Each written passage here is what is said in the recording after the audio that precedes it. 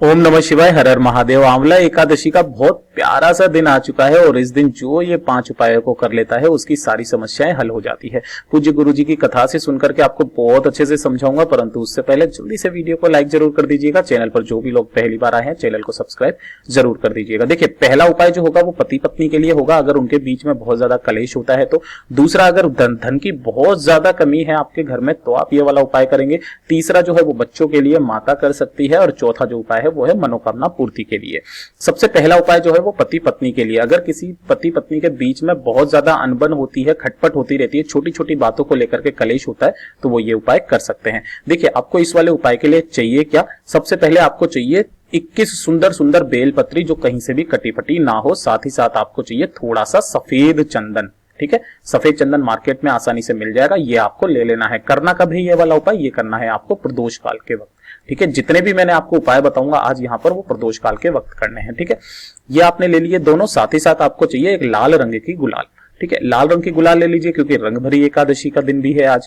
तो ध्यान से देखिएगा, आपको चले जाना है महादेव जी के मंदिर शिवलिंग के पास में। ठीक है, यहां जाने के बाद में आपके हाथ की जो दाहिने हाथ की जो 5 उंगलियां होती है कुछ ऐसे करके, तो अंगूठा और छोटी उंगली को छोड़ करके जो बाकी की 3 उंगलियां बची है, इन तीनों उंगलियों पर आपको लाल रंग की गुलाल लगानी है और माता रानी के हस्त कमल पर कुछ इस तरीके से लगा देनी है, उत्तर की तरफ मुंह करके। ठीक है, अब ध्यान से देखिएगा, उन्हीं तीनों उंगलियों से आपको दोबारा गुलाल नहीं लेनी, उन्हीं तीनों उंगलियों से यहां पर भी गुलाल लगा देनी है, यानी कि एक ही बार से आपको महादेव जी पर और पार्वती मैया के हस्तकमल पर आपको यह गुलाल लगा देनी है। उसके बाद में क्या करना है कि जो आपने ये बेलपत्रियां ली है, सफेद चंदन को थोड़ा सा गीला करके आपको ऊपर वाली पत्ती पर ओम बनाना है और नीचे दोनों पत्तियों पर एक एक आपको सफेद चंदन की बिंदी लगा देनी है।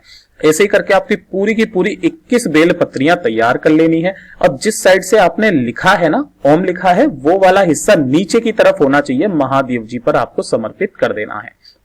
यानी कि चिकना वाला जो हिस्सा है वो महादेव जी से, जहां पर आपने ओम लिखा है, महादेव जी से शिवलिंग से टच होना चाहिए। ऐसे करके आपको हर एक पत्ती श्री शिवाय नमस्तुभ्यम का जाप करते हुए आपको समर्पित कर देना है। ऐसा समर्पित करने के बाद में आपको क्या करना है, अगर पति कर रहा है पत्नी के लिए और पत्नी कर रही है पति के लिए, तो एक दूसरे का नाम और गोत्र बोल करके आपकी जो भी परेशानी है, लड़ाई झगड़ा होता है या कुछ भी होता है, वो परेशानी महादेव जी से कह दीजिए। देखिएगा, मात्र 7 से 8 दिन के अंदर अंदर उन दोनों के बीच में आपसी कलेश हमेशा के लिए खत्म होकर के उन दोनों के बीच में प्रेम का बंधन बंध जाएगा। छोटा सा उपाय था, सीधा सा उपाय था, हर कोई कर सकता है। दूसरे उपाय पर चलते हैं। जो दूसरा उपाय है वो है धन प्राप्ति के लिए उपाय। अब धन प्राप्ति के लिए आज के दिन जो उपाय किया जाता है वो किया जाता है माता रानी जो लक्ष्मी मैया है वो और विष्णु भगवान जी के लिए किया जाता है। ठीक है, तो आपको क्या चाहिए, सबसे पहले आपको तैयार कर लेना है 9 बत्ती का दीपक। ठीक है, कितनी बत्ती का? 9 बत्ती का दीपक आपको तैयार कर लेना है, चाहे वो लंबी हो चाहे गोल हो, लेकिन 9 बत्ती का दीपक होना चाहिए। आप ऐसे भी कर सकते हो, जैसे कि ये दीपक है, तो आपको क्या करना है, 1 बत्ती, 2 बत्ती, 3 बत्ती, 4 बत्ती, 5 बत्ती, ऐसे करके आपको 9 बत्ती लगा देनी है। ऐसा मत करना कि यहां से आपने ये 1 बत्ती दोनों तरफ निकाल दी, फिर 1 बत्ती इधर से दोनों तरफ निकाल दी, तो ये 4 हो गई। ऐसा नहीं करना है, आपको एक एक करके 9 बत्तियां लगा देनी है और इसके अंदर गाय का घी डाल देना है।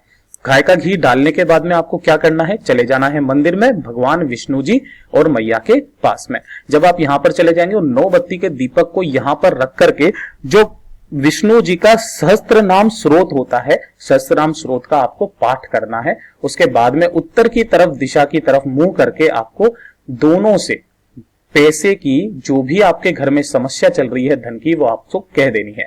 आप यकीन मानिएगा, कुछ ही दिनों में आपकी जो भी समस्या है धन की वो पूरी यकीनन हल हो जाएगी। ये हो गया दूसरा उपाय। जो तीसरा उपाय हम आपको बताएंगे वो है बच्चों के लिए उपाय। अब भैया, आंवला एकादशी के दिन अगर आप उपाय कर रहे हैं तो वो बच्चों का ही उपाय होगा। सबसे पहले आपको क्या चाहिए, थोड़ी सी आपको चाहिए गुलाल। ठीक है ना, जो भी गुलाल है माता कर रही है अगर बच्चे की तो वो कर सकते हैं। थोड़ी सी आपको गुलाल ले लेनी है और गुलाल ले जा करके आपको कहां पर चले जाना है, आंवले के वृक्ष के पास में। ठीक है, आंवले का जो वृक्ष है उसके पास में चले जाना है। साथ ही साथ आपको एक छोटा सा दीपक लेकर के चले जाना है, मात्र 1 दीपक है ना, 1 दीपक। और साथ में आपको क्या चाहिए भाई, ये भी गाय का गोल बत्ती का दीपक होना चाहिए और एक ले लेनी है आपको इस तरीके से मौली। ठीक है, थोड़ी सी लंबी ले लीजिएगा क्योंकि आपको 9 परिक्रमा करनी है उस पेड़ की। अब आपको क्या करना है कि जब आप यहां पर आंवले के वृक्ष के पास में जाएंगे तो आंवले के वृक्ष की जड़ के पास में आपको वो दीपक लगा देना है। ठीक है, दीपक आपने लगा दिया। दीपक लगाने के बाद में जो आप गुलाल लेकर के गए हो, थोड़ी सी गुलाल को भी उनके चरणों में समर्पित कर दें आंवले के वृक्ष के पेड़ के नीचे। जब आप इसको समर्पित करते हैं उसके बाद में आपको ये मोली लेनी है और इस मोली को लेकर के आपको उस पेड़ की 9 परिक्रमाएं करनी है। जैसे कि ये पेड़ हो गया, इस पेड़ की आपको 9 परिक्रमाएं करनी है। ठीक है ना, 9 परिक्रमा करते करते करते करते उसको बांध देना है, ऐसा का ऐसा ही अपनी मनोकामना कहते हुए। जो भी आपकी बेटे की समस्या है वो आप कह दीजिए। अगर उसको ये वाला जो उपाय है इसको करते वक्त में आपको सिर्फ और सिर्फ अपने बेटे के बारे में सोचना है। अगर उसकी बीमारी से संबंधित आप काम कर रहे हैं तो बीमारी के लिए कर सकते हो। अगर आपको उसकी नौकरी में तरक्की चाहिए तो आप उसको ध्यान में रखते हुए ये वाला उपाय कीजिएगा। जब आप ये वाला उपाय कर लें, शाम को आने के बाद में बेटे को एक बार जरूर बोल देना कि इस वाले वृक्ष के नीचे यहां पर आकर के एक बार ढोक ले। बस इतना सा आपको करना है। देखिएगा आपके बेटे की जितनी भी परेशानियां हैं वो सारी हल हो जाएगी। ये हो गया आपका तीसरा उपाय। जो सबसे लास्ट का उपाय है वो है मनोकामना पूर्ति का उपाय, जो सबसे सुंदर उपाय माना जाता है। देखिए, मनोकामना पूर्ति के लिए आपको क्या करना है, सबसे पहले आपको चाहिए कोई सी भी सफेद मिठाई। ठीक है ना, सफेद मिठाई आपने ले ली। कितनी चाहिए भैया, ये चाहिए आपको 5। ठीक है ना, छोटी छोटी से आप 5, चाहे तो आप 5 रसगुल्ले ले लीजिए, 5 मेवे की मिठाई ले लीजिए, जो भी आप लेना चाहो। साथ ही साथ आपको चाहिए ऐसे करके 5 घी के दीपक गोलबत्ती के, और साथ में चाहिए आपको मोली। ठीक है, इनको लेकर के आपको चले जाना है प्रदोष काल के वक्त में पीपल के पेड़ के पास।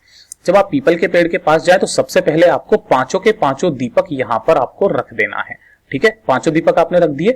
5 दीपकों को रखने के बाद में आपको क्या कर देना है कि जो आपने 5 मिठाइयां लेकर के आए हो, इन्हीं एक एक दीपक के पास में आपको यहां पर रख देना है। देखिए, एक यहां रख दिया, एक यहां रख दी, एक यहां रख दी, एक यहां रख दी, एक यहां रख दी।